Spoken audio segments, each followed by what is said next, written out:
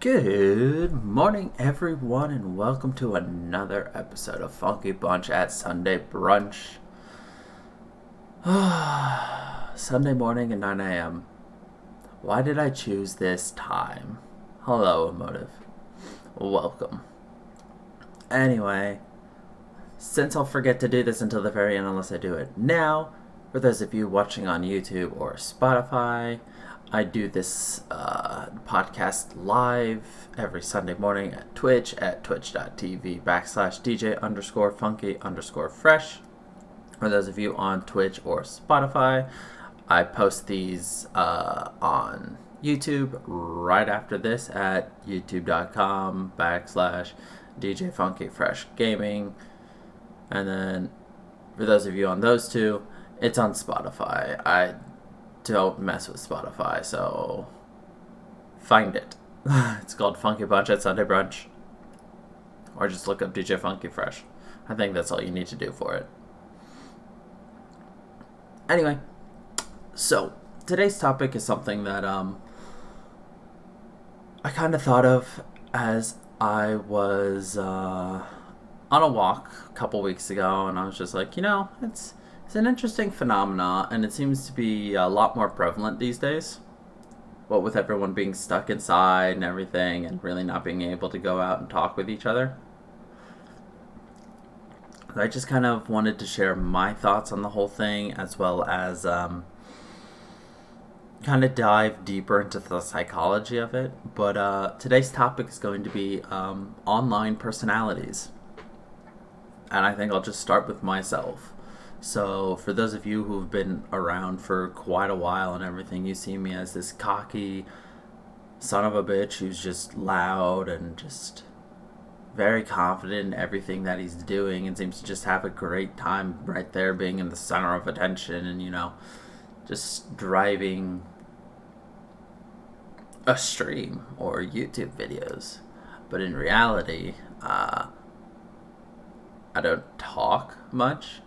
I hate being the center of attention, and I am super goddamn shy. I'm nothing like I am online. And it's just the weirdest thing, because obviously, I feel like I can be what I want to be online that I can't be in real life. And in doing my research for this, there is a name for that in psychology. It's called the online disinhibition effect. Really, the ability to be, as they quote, your true self. And, they've got a lot of different things we're going to go through. But, I'm going to jump down to the bottom and be like, so I'm going to read a couple of snippets because I kind of liked what they said. So, yeah. So, the disinhibition effect is not the only factor that determines how much people open up or act out in cyberspace. The strength of underlying feelings, needs, and drive level has a big influence on how people behave. Personalities also vary greatly in the strength of defense mechanisms and tendencies towards inhibition or expression. People with histrionic styles tend to be very open and emotional. Compulsive people are more restrained. The online disinhibition effect will interact with these personality variables, in some cases resulting in a small deviation from a person's baseline or offline behavior, while in other cases causing dramatic changes. So, does the disinhibition effect release inner needs, emotions, and attributes that dwell beneath surface personality presentations? Does it reveal your true self? For example, does a shy man openly express his hidden affection for his cyberspace companion suddenly? Or does an individual with repressed anger unleash their hostility online, thereby showing others how she really feels? Some people do report being more like their true self in cyberspace. If personality is constructed in layers with a core or true self buried beneath surface defenses and seemingly I hate this word, superficial I've heard it so many different ways. Superficial roles of everyday social interactions, and then does the disinhibition effect release that true self? This is a tempting conclusion. In fact, the very notion of a true self is tempting because it is useful in helping people articulate their experiences and how and what they express to others about themselves. The concept also works well in a humanistic fashion as a motivational tool in the process of self-actualization. However, a comprehensive psychological as well as philosophical analysis reveals complexities in this thing called self that stretch beyond this tempting notion. In an in-depth exploration of the online disinhibition effect, the idea of a truth self is too ambiguous, arbitrary, and rudimentary to serve as a useful concept. We're going to be diving more into this later, but really I just want to dive into that whole true self. What do you mean the source? Emotive. Asking me to tell you the source of all this. But, this is a article published in Psychology. This is cyber psychology.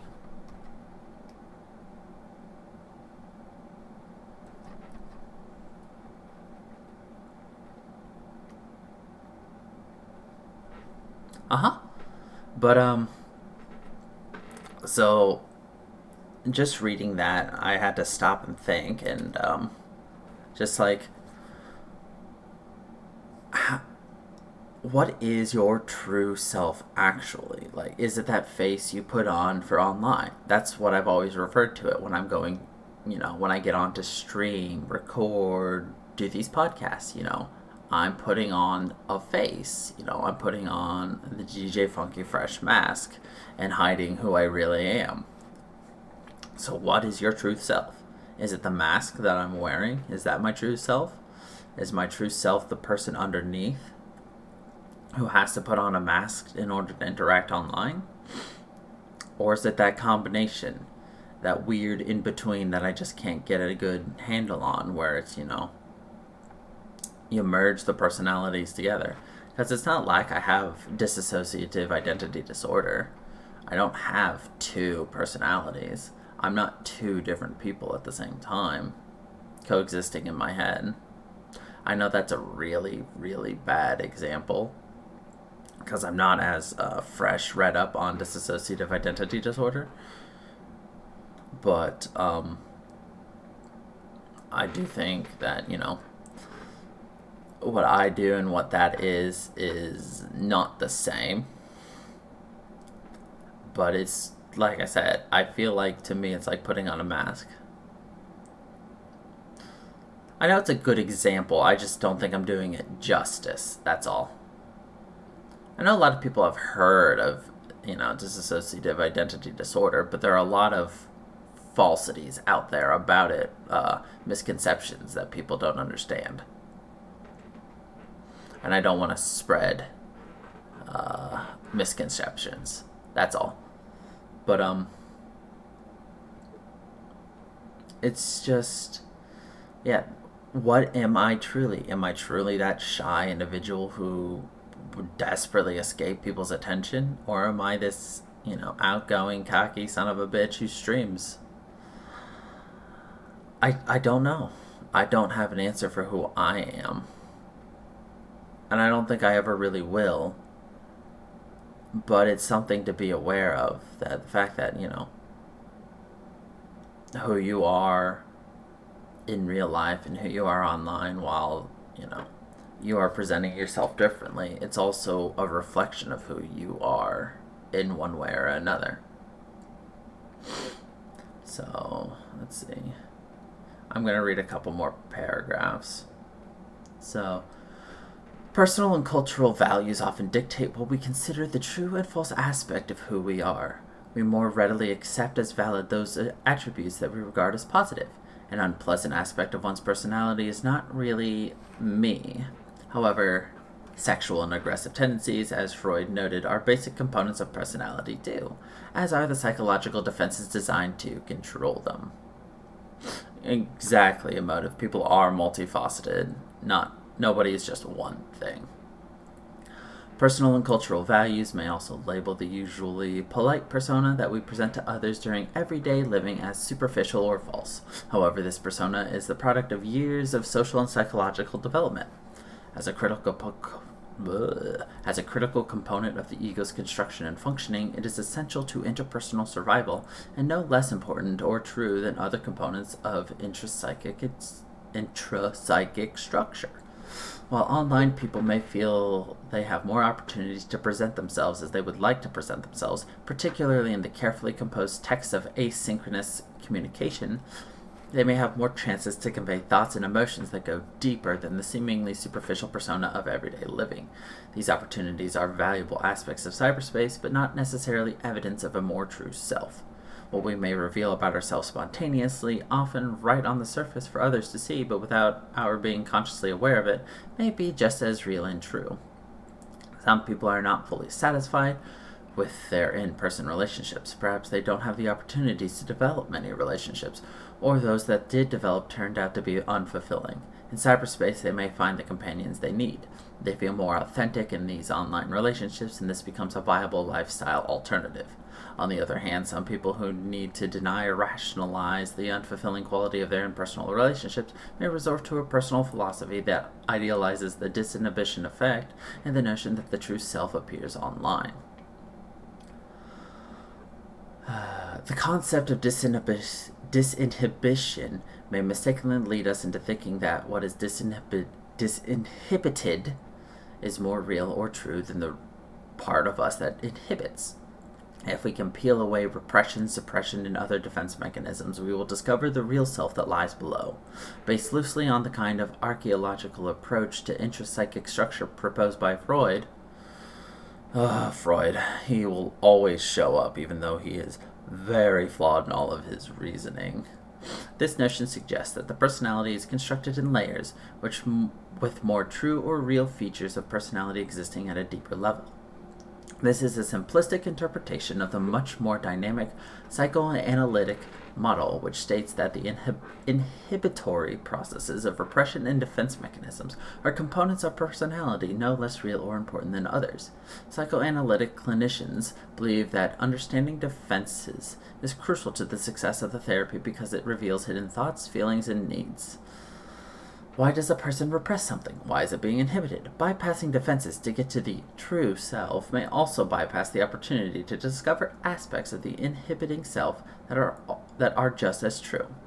When these defenses and elements of the inhibited self are worked through, remnants of them sometimes remain to serve as an important function.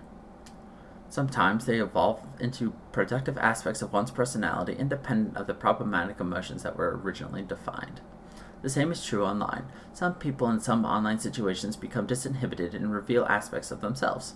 However, at the same time, they may not be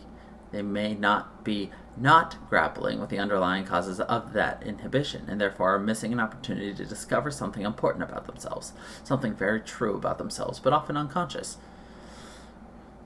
If anonymity in a cyberspace eases people's anxiety so they are more comfortable to express themselves, then they also are bypassing an essential component of who they are. Important personality dynamics are embedded in that anxiety. People who are shy in person may thrive in cyberspace where the disinhibition effect also allows them to express who they truly are inside. This is a wonderful opportunity for them, but why is Joe's shyness a less true aspect of him compared to other features of his personality, especially given the fact that his shyness is a prominent feature of his day-to-day living? If online companions, who had formed the impression that Joe was outgoing, finally met him in person, might they not conclude that Joe is really shy? And what makes him shy? Are the underlying psychological problems and anxieties that caused it? Is it a biologically determined temperament, as much research and development psychology suggests about shyness? Aren't these possible causes of his shyness also true aspects of Joe? Here we see the arbitrary nature of the true self concept. So that really dives more into what I was thinking that last paragraph I read. Well, with the whole thing, who you really are. Is it this face you put on? Or is it, that the person behind that mask, Am I truly just a shy individual who doesn't like the attention? but is just able to live a better life. But this is also taking a look at the anonymity factor, less so about the whole, like a streamer or somebody who puts their face out there, I mean, I live right there in front of you guys. Yesterday, I, streamed for 10, 11 hours total. Just, got my face, me talking all day, every day. But, I mean, when I started reading this, when I was researching, it really got me more interested in this whole topic because, I'm just a small example because I'm using it and I'm able to better myself, kind of. I mean, it has definitely gotten me much more confident. Oh, excuse me. It's gotten me much more confident in real life to be able to talk. But I still got that huge shyness factor. Heck, just over winter break, I was at a small party with about 5 total people. Me and 4 others. I just sat there quietly listening. If somebody asked me a direct question, I was able to answer, but I didn't volunteer information. I just I'm uncomfortable around people, so I'm quiet, and it doesn't make sense,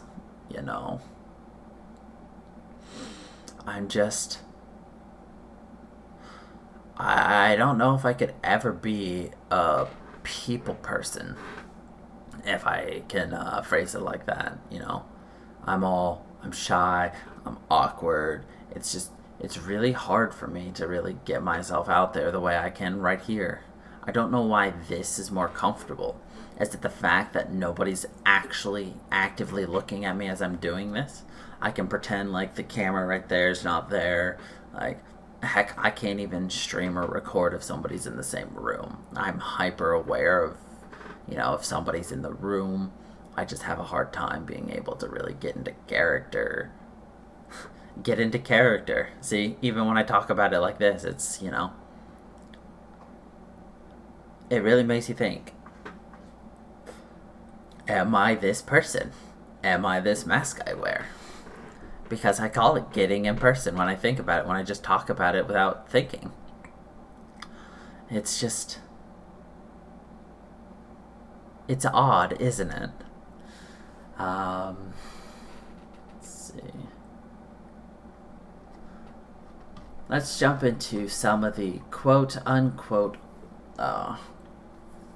personalities that they have established. Maybe. Is it? I mean, I wouldn't want to be my own friend with this mask. I wouldn't want to be my friend. I think I'm an asshole.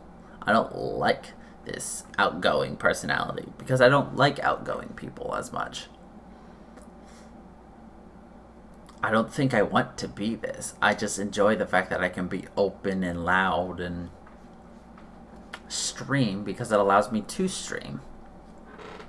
So the mask can't really be who I want to be if I don't even like the person I am. I don't like this confidence because it doesn't feel real. I don't like the cockiness because I feel like I go too far with my cockiness. I don't know. It's weird. Anyway, so some of the different, I guess, would you call it phenomena or rationale? Whatever. They've got a couple different subheadings for things. So I'm going to read you the subheading and then I'll read you the paragraph or 2 that follow it. So the first one is called the You Don't Know Me, Disassociative Anonymity. So as you move around the internet, most of the people you encounter can't easily tell who you are. System operators and some technologically savvy, motivated users may be able to detect your email or internet address, but for the most part, people only know what you tell them about yourself. If you wish, you can keep your identity hidden. As the word anonymous indicates, you can have no name. At least not your real name. That anonymity works wonders for the disinhibition effect. When people have the opportunity to separate their actions from the real world and identity, they feel less vulnerable about opening up. Oh God, I have the hiccups. Whatever they say or do can't be directly linked to the rest of their lives. They don't have to own their behavior by acknowledging it within the full context of who they really are. When acting out hostile feelings, the person doesn't have to take responsibility for those actions. In fact, people might even convince themselves that those behaviors aren't me at all. In psychology, that's called disassociation. The next one is the you can't see me or invisibility. In many online environments, other people cannot see you. As you browse through websites, message boards, and even some chat rooms, people may not even know you are there at all. With the possible exception of webmasters and other users who have access to software tools that can detect traffic through the site, assuming they have the inclination to keep an eye on you, one of many hundreds of thousands of users. Invisibility gives people the courage to go places and do things that they otherwise wouldn't. This power to be concealed overlaps with anonymity because anonymity is the concealment of identity. But there are some important differences. In text communication, such as email, chat, blogs, and instant messaging, others may know a great deal about who you are. However, they still can't see you or hear you, and you can't see or hear them. Even with everyone's identity visible, the opportunity to be physically invisible amplifies the disinhibition effect. You don't have to worry about how you look or how you sound when you say or type something. You don't have to worry about how others look or sound when you say something. Seeing a frown, a shaking head, a sigh, a bored expression, and many other subtle and not so subtle signs of disapproval or indifference can slam the brakes on what people are willing to express.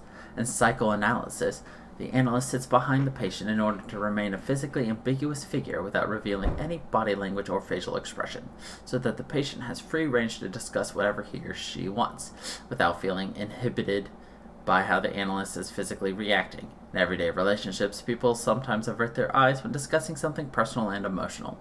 It's easier not to look into the other's face. Text communication offers a built-in opportunity to keep one's eyes averted. So, I think those two, the invisibility and the anonymity, is what really gave rise to this whole cyber psychology and these online personalities that are completely different than what we have in real life. The ability to, not be watched, and in essence, by not being watched, you aren't being judged.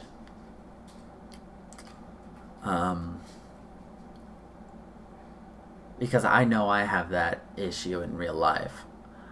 I have a hard time opening up about my interests, video games. That's why actually this podcast is a huge step for me, because I've always had trouble discussing what I'm interested in, because I'd either be, people either didn't care, or people weren't interested, or somebody else was more knowledgeable than me and they just interrupt me and then just take over, or they tell me I'm wrong and then I just shut up and just listen, or just not bring things to the forefront, because it was just always like, well, what's the point? I'm wrong, or nobody cares. So, to be honest, I could easily do this and be able to just talk and not be interrupted or have anybody, interact. I could turn off the chat. I can close my second monitor so that I can't see anybody talking, and I could just talk for an hour straight, not see what anybody says, and just be fine, live with it that way, never read comments or anything like that, but I don't know. I also feel like maybe this is like therapy for me, because, it's like I recognize, I have all these issues, and, I relied on the anonymity and the invisibility to be able to become myself, but now I want to reconcile the two things, and this allows me to, kind of try to bring who I am back up to the forefront and try to get over some of my issues. I don't know. But, moving on to the next thing, which is the see you later, or the asynchronicity. In email and message boards, communication is asynchronous. People don't interact with each other in real time. Others may take minutes, hours, days, or even months to reply to something you say. Not having to deal with someone's immediate reaction can be disinhibiting. In real life, it would be like saying something to someone, magically suspending time before the person can reply, and then returning to the conversation when you're willing and able to hear the response. Immediate, real-time feedback from others tends to have a powerful effect on the ongoing flow of how much people reveal about themselves. In email and message boards, when there are delays in the feedback, people's trains of thought may progress more steadily and quickly towards deeper expressions of what they are thinking and feeling. Some people may even experience asynchronous communication as running away after posting a message that is personal, emotional, or hostile. It feels safe putting it out there, where it can be left behind. In some cases, an online psychotherapist aptly describes it, the person may be participating in an emotional hit and run.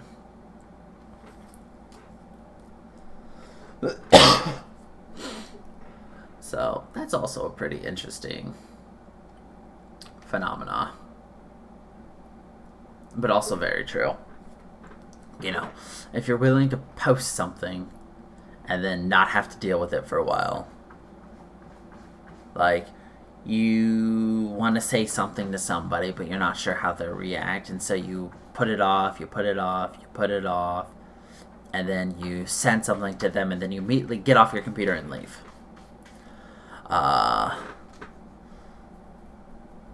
I have an example of this. The very first time I posted a video of me covering a song where I was singing, which, by the way, I deleted and is long gone.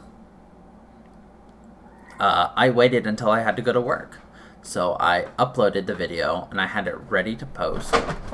And I set it to post right when I got to work. So I didn't have to read about it, hear about it. Really, it's up, I can't stop. It was there, and it had to be there until I at least got back.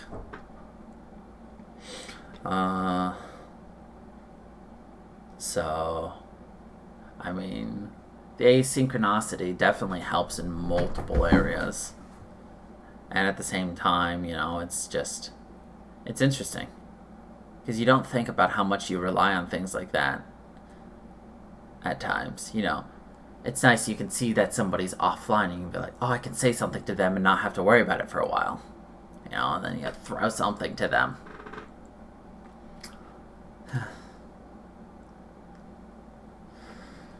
Alright, moving on to the next one. We're going to have fun with this word. The "it's all in my head" or the solipsistic. Solipsistic? Fuck. Solipsistic? I don't fucking know. Solipsistic.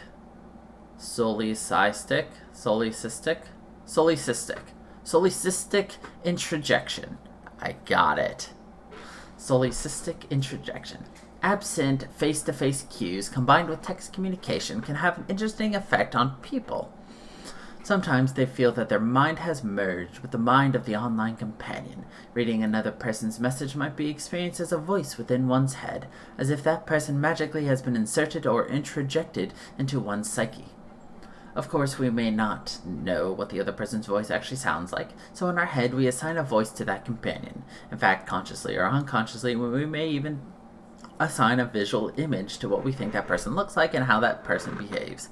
The online companion now becomes a character within our intrapsychic world, a character that is shaped partly by how the person actually presents himself or herself via text communication.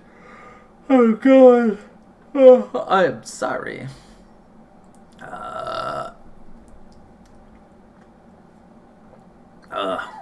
A character that is shaped partly by how that person actually presents him or herself via text communications, but also by how our expectations, wishes, and needs.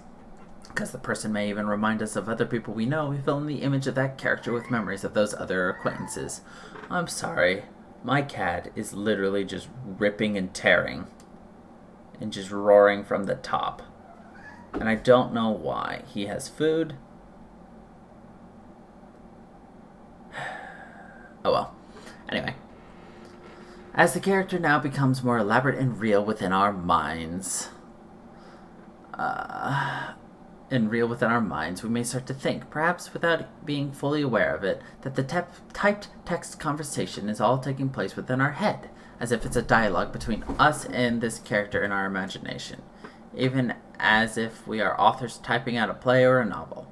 Actually, even when it doesn't involve online relationships, many people carry on these kinds of conversations in their imagination throughout the day. People fantasize about flirting, arguing with a boss, or very honestly confronting a friend about what they feel. In their imagination, where it's safe, people feel free to say and do all sorts of things that they wouldn't in reality. At that moment, reality is one's imagination. Online text communication can become the psychological tapestry in which a person's mind weaves these fantasy roleplays, usually unconsciously and with considerable disinhibition. All of cyberspace is a stage, and we are merely the players. When reading another's message, it's also possible that you hear the person's words using your own voice. We may be sub-vocalizing as we read, thereby projecting the sounds of our voice into the other person's message. Perhaps unconsciously, it feels as if I am talking to or with myself. When we talk to ourselves, we are willing to say all sorts of things that we wouldn't say to others. That's a very interesting phenomena. I definitely do the whole, imagination as reality with the whole. I hold full conversations with myself. I do whole, scenarios where I can, act out different courses of action, what are potential reactions? What are responses? What would people say? What would people not say? What would I do? Should I do this? What would happen if I do this? I did this. This is what somebody said. How am I going to react to that? I hold those all in my head all the time. Panda has also noticed, because sometimes she'll see me muttering to myself or just kind of like nodding my head or like gesticulating, because when I talk, I, gesticulate. I move my hands, my arms. So she'll notice that, like I'll be quiet on a walk and then like I'm like nodding my head and my arms are kind of like moving around. And she's like, "Are you talking to yourself again?" I'm like, "Yeah." So, that's definitely a phenomenon. I don't know if I've ever personally like projected somebody else's voice in my head when I read their message, because I can't hear people's voices in my head. I don't know what people sound like. That's another topic we'll get to on another day. But anyway, moving on. The next one, it's just a game, disassociative imagination. If we combine solipsistic introjection with the escapability of cyberspace, we get a slightly different force that magnifies disinhibition. People may feel like the imaginary characters they created exist in a different space, that one's online persona, along with the online others, live in a make-believe dimension, a dream world, separate and apart from the demands and responsibilities of the real world. They split or disassociate online fiction from offline fact. Emily Finch, an author and criminal lawyer studying identity theft in cyberspace, has suggested that some people see their online life as a kind of game with rules and norms that don't apply to everyday living. Once they turn off the computer and return to their daily routine, they believe they can leave the game and their game identity behind. Why should they be held responsible for what happens in that make-believe play world that has nothing to do with reality? After all, it isn't that different from blasting away at your pals in a shoot-'em-up video game. Or so some people might think, perhaps unconsciously. Although anonymity tends to amplify dissociative imagination and disassociative anonymity usually differ in the complexity of the disassociated part of oneself. Under the influence of anonymity, the person may try to be invisible, to become a non-person, resulting in a reducing or simplifying of identity. During dissociative imagination, the self that is expressed but split off tends to be more elaborate. So that's an interesting. So is the dissociative imagination where it's a game, where I can be somebody else who doesn't exist in the real world? Is that more of what my personality is as, Funky Fresh? Is this, it's just a game? Because it's definitely not the anonymity, because, hell, at this point, you guys know what I look like, what I sound like, and y'all are learning a hell of a lot about me. So, yeah. Who really knows? Yeah. I do want to sum up something, but we're going to do that after we read the last one, which is the "we are equals" or the minimizing authority. While online, a person's status in the face-to-face world may not be known to others, and it may not have as much impact as it does in the face-to-face world. If people can't see you or your surrounding, they don't know if you are the president of a major corporation sitting in your expensive office, or some ordinary pleb lounging around at home in front of your computer. Even if people do know something about your offline status and power, that elevated position may have little bearing on your online presence and influence. In most cases, everyone on the internet has an equal opportunity to voice him or herself. Everyone, regardless of status, wealth, race, gender, etc., starts off on a level playing field. Although one's status in the outside world ultimately may have some impact on one's powers in cyberspace, what mostly determines your influence on others is your skill in communicating, including your writing skill and grammar, your persistence, the quality of your ideas, and your technical know-how. People are reluctant to say what they really think as they stand before an authority figure. A fear of disapproval and punishment from on high dampens the spirits. But online, in what feels like a peer relationship, with the appearances of authority minimized, people are much more willing to speak out or misbehave. Oh god. I apologize for, the umpteenth yawn. According to traditional internet philosophies, everyone is an equal. Peers share ideas and resources. In fact, the net itself is engineered with no centralized control. As it grows with a seemingly endless potential for creating new environments, many people see themselves as independent-minded explorers. The atmosphere and philosophy contribute to the minimizing of authority. So, those were kind of all of the personality splits that at least this article talked about. I didn't dive too much because obviously I could find hundreds of articles about this, and each one's slightly different. This just happened to be the first, because I did my research literally last night at 1 a.m. and I was really tired, and I was just like, this is the points I want to talk about. We can always do a follow-up if necessary, but one of the main reasons I really wanted to do this is because with our current day and age, with everyone teleworking, with everyone being and creating and having a much larger online presence, I think this is something that you should all be aware of. The fact that you will act up online. You will develop a slightly different personality. It's very true. Okay, it's not true for everybody. I should say that. Because I see a lot of people post things all the time who I'm like, oh, this person talks like this, so they're just an asshole. But, I've seen some really nice people turn kind of mean online. Whether it be Facebook, video games, posting on, other boards, because they forget that I know what their username is. It's just, I've seen people become something different. Something that they're not usually when I've been around them.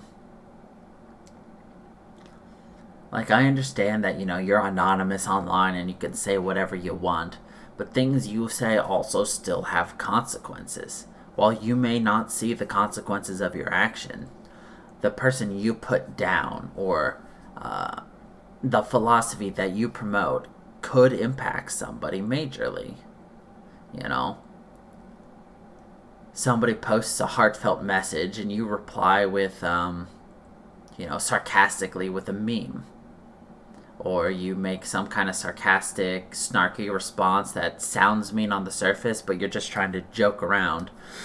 You can't see that joking, that snarky, sarcastic nature very easily in a written message. So that person that may have just, taken a lot out of them to post something, to really get it out there, or to get advice, sees this response, and, it could get them down. It could make things much worse for them. It could make them withdraw and stop coming out. It's just, regardless of how anonymous or how much of a game this is to you, not once has any of these, online personality traits recognize the fact that there is nobody else, it's just you. It's understanding that there are others around you. And that's just an aspect I think that people forget sometimes when they're online and interacting like this. There are more people out there that you have to be aware of. You can't just be an asshole to be an asshole. You've got to watch what you say. You got to watch what you do. There's just so much going on that people need to always be aware of. And you just need to not be afraid to be a person. Exactly. Motive says, it's easy to say whatever you want when you can't see the repercussions, but they definitely still exist. With the whole, which one was it? The see you later asynchronicity, You may never see that post you commented on. That person who opened up to you on Reddit, or just posted something on Reddit, and then you just made a snarky, sarcastic meme because it made you laugh. You'll never see that post again. You may never see that username ever again in your life, because it was just through your feed. And when you refreshed, it was gone. Yeah, you may never see it again, but that person saw it.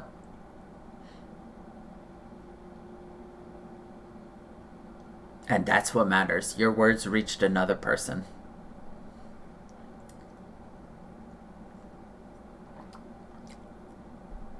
And just like the fact that you may be online and able to speak up because you have the same insecurities that person is, but you just manifested it differently. You manifested it by becoming that person that always puts you down. That doesn't mean that you should become that person and put others down. Or even, a lot of people accidentally put people down because they don't realize what they're saying and how it impacts others. But it definitely does. Like I said, in my case, I become a cocky son of a bitch, and I don't like people like that. Because I've always been put down by cocky son of a bitches. But it's my only frame of reference for how to be outgoing, getting myself out there. I only know how to be cocky. Over the years, 7 years, I've learned how to tone down the amount of cockiness.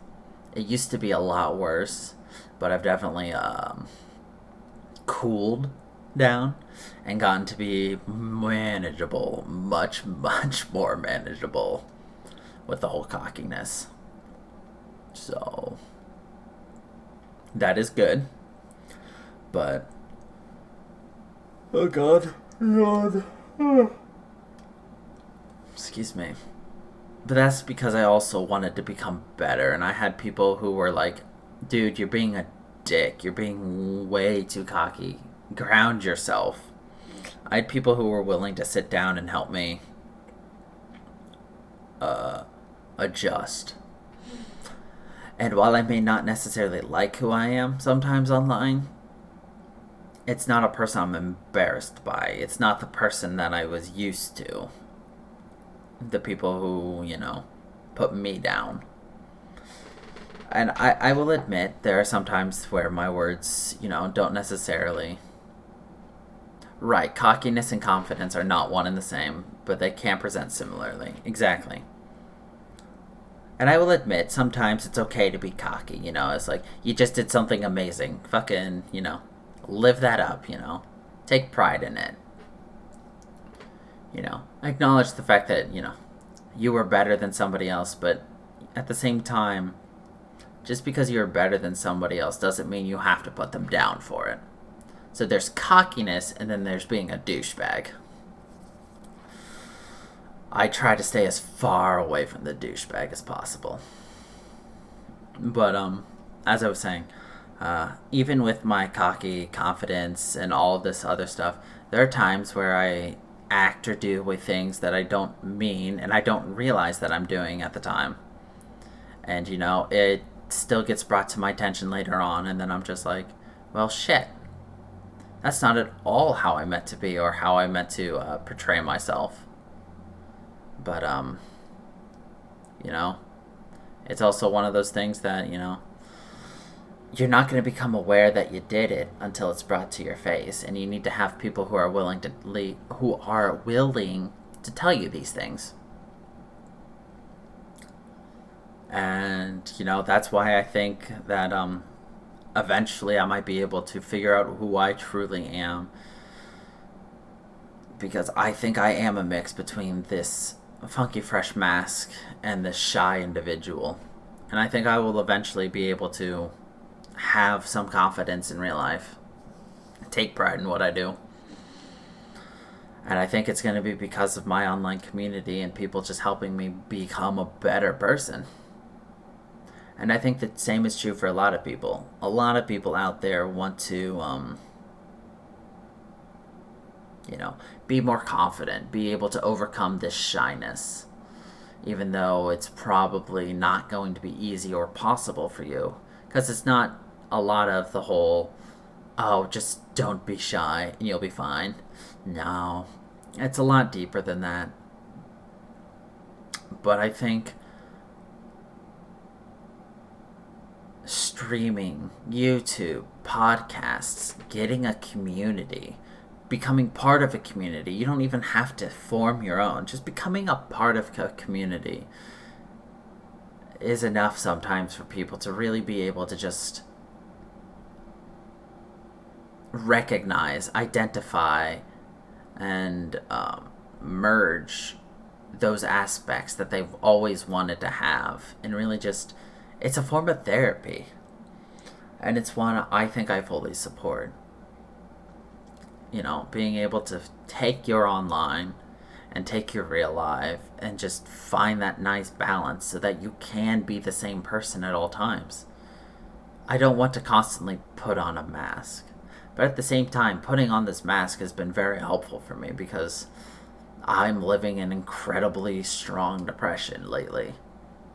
And when I stream, I'm able to throw that depression away for a while and put on this mask where I'm not depressed, where I'm not focusing on inner demons. I'm able to be somebody different. I can ignore those problems because they don't exist. Because I'm DJ Funky Fresh. He's not depressed. He's just gaming online and being a dick to himself. But it's not something you can always run away from. But it's still a good way of, working through things because I'm able to come back afterwards and have a much cleaner head. And I can recognize some things better. So I kind of like it. The fact that we have this psychology of the cyber, and I think it's going to develop in a lot of ways. But it's also something that people need to watch out for, with the whole anonymity and disassociation, basically, with people. As long as people are aware that everything they say, as a troll, as a joke, just opening up, everything you say has consequences. And for those of you who are opening up, you need to recognize that there are people who are posting without consequence, without thinking, and not to be dissuaded by that. Because there are people out there who do care, who are listening to your words, who are reading your words and want to help you. And they don't want you to be focused on what other people are saying like that. And to just be able to brush off any of those negative comments and to be able to move on. look for the good in the people, recognize the bad, and either help them move on or move on from what they say, because there's a lot of bad, but there's not a lot. But it's not like there's not a lot of good. There's equally, if not more, good. It just gets overshadowed by the bad because you remember the bad, you forget the good. That's the problem. But as long as you can remember the fact that there's still a lot of good out there, and that you will get the good, no matter what happens, you will still get the good. You will be fine, and you will get over it. And we can continue going through this online therapy session together. Because online is good, online is great. You can be who you want to be. But don't forget who you really are as well. So, yeah, congratulations. Y'all got a good therapy episode today. Is there any questions before we wrap this up? Because we did hit a lot. We talked about a lot. And I'd like to, clear up anything or answer any questions that you might have for me right now.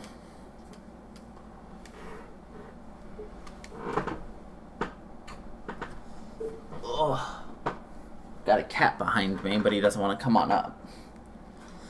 But I don't mind doing these things. Yeah, I can give you a moment. I'll just ramble. I do like giving these kind of, this was half motivational. Now it was like a third motivational, a third personal, and a third informational. I do kind of like these, and I don't mind doing things like this as well. Because it's a lot of the things I talked about today, people really needed to listen to, educate themselves, and really think about. Especially with everything being online, with teleworking, with not being able to go out. So, I'm still looking to gather some ideas for podcasts in the future. I've currently got 2 to fall back on. I think I'm going to hold off on doing one. So, I really only have one podcast backup. I'm nixing the Final Fantasy VII podcast, and instead I'm going to do a Final Fantasy series podcast once we jump into Final Fantasy 15 or finish Final Fantasy 15, which will be in a while. Because I want to give my thoughts on them. Though, of course, that means I need to do Final Fantasy 1 and 2. Ugh. But that's okay. I don't mind that.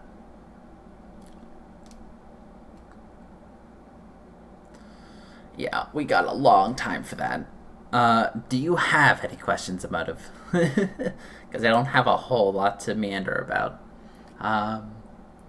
But anyway, while she's still thinking for a question or not, for those of you who do have questions, or want to talk to me, connect with me, have a bigger part in these podcasts, provide ideas, discussion talking points, or want me to explain something I said further. Like I said, I live stream daily, basically, at this point, at twitch.tv/DJ_funky_fresh. I post videos daily on YouTube at youtube.com/DJFunkyFreshGaming.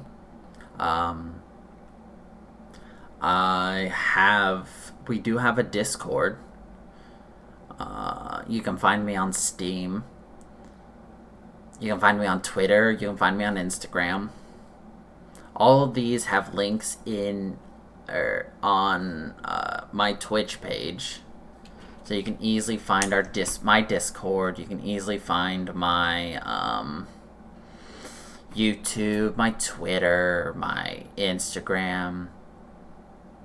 I don't think I have a link to my Steam, but there is still a way to find my Steam if you really want to talk.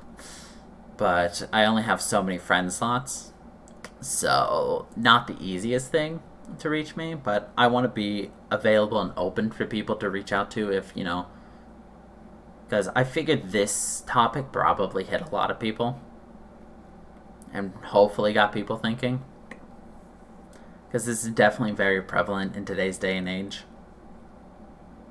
And, you know, I don't want to just do this topic and then people want to be able to reach out to me and everything. So Emotive says, this isn't so much as a question as a comment, but the whole anonymity online thing, and what do you think about people who are shy in real life and online? Like shy even behind the screen. Okay, so going back to the very first time I got on Steam, got on Gary's mod. No mic, barely talked. I was super, I didn't type, I didn't do any of that. I just kind of, I played a game. I enjoyed playing the game, and I attracted the eye of someone who was like, this person, is kind of crafty, because I played Gary's mod Prop Hunt. For those of you who don't know what Prop Hunt is it's hide and seek, except for you change into different objects on the map, and then you hide as those objects. Yada, yada, yada. Prop Hunt. Anyway, so I attracted the eye of a friend, and, little by little, she's got me typing. And, the more I typed, the more she realized, hey, he's a funny guy, he's kind of a little bit snarky, he's nice, he's a fun person to talk to, and then she kept badgering me, to come out of my shell, to have more fun. She made me buy a mic, which...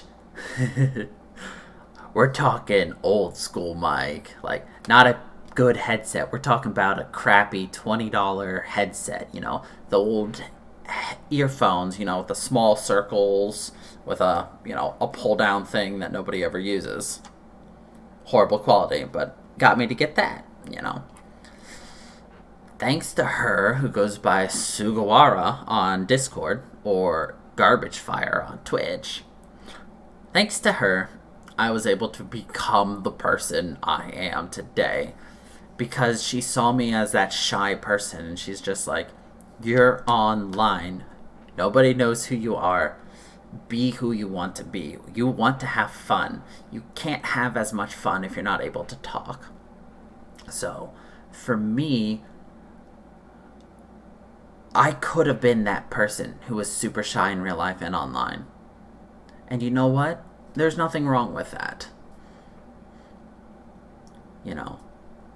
It's whatever you're comfortable with.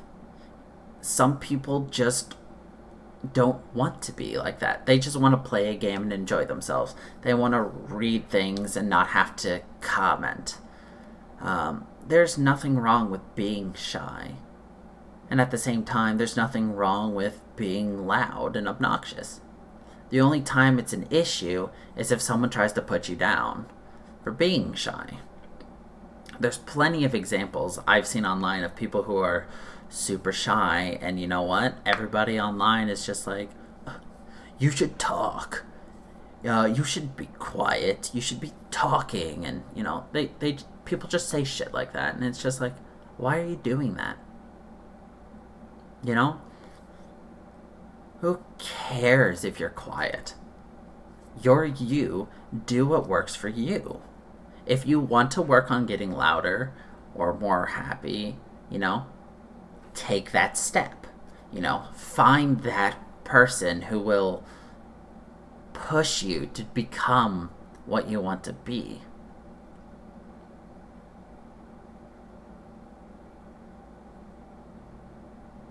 Okay, yes, I admit, louder or more happy was the wrong thing. No. Louder or more engaged. Sorry. More happy was not the correct way to put that. I get it, Emotive.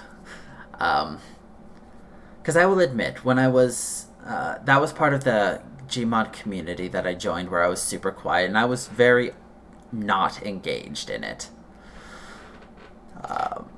But because I got louder, more confident, and I really put myself out there, I became the head admin of the group before it inevitably shut down because the owner stopped wanting to take care of it and everything. So, whatever.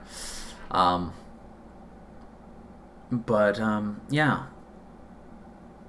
In the end, if you're shy online and shy in real life, just ask yourself, do you want to be louder? Do you want to be more talkative? Do you want to be more engaged? If you do, find that person who's willing to help you get there. Find that person who will sit in a call with you until you're comfortable talking to them. Do something online that you normally wouldn't do. My YouTube videos are a good example. Go back, 5-6 years ago to my first YouTube videos, and then just look at my stream yesterday. Night and day difference. You just get better as you go because, you're not going to go right out the gate be able to carry a conversation. I have a hard time carrying a conversation. Hello, the man named T-Bit. Thank you for the comment. We're actually just finishing up this podcast, though, unfortunately. So, hope you stick around, though. Check it out. And everything else. If you're interested in knowing what this podcast was about with the online personalities and how things change, it'll be going up on YouTube and Spotify and SoundCloud in about an hour-ish. Or you can follow and check out. We'll probably be gaming again in a couple hours. So, but yeah, as I was saying, shy. Nothing wrong with being shy. Nothing wrong with being loud. If you want to be shy, nothing wrong with that. If you want to get better, go for it. Just know that you won't be good at it. And there's nothing wrong with being bad at being loud. Because you're still being you. As long as you're happy with what you're doing, do that. So, yeah, I think I'm going to leave this right here, though. That's a good way to end this podcast. I'd like to thank everybody for dropping by with the Funky Bunch at Sunday Brunch Podcast. As a reminder, we record these every Sunday morning at 9 a.m.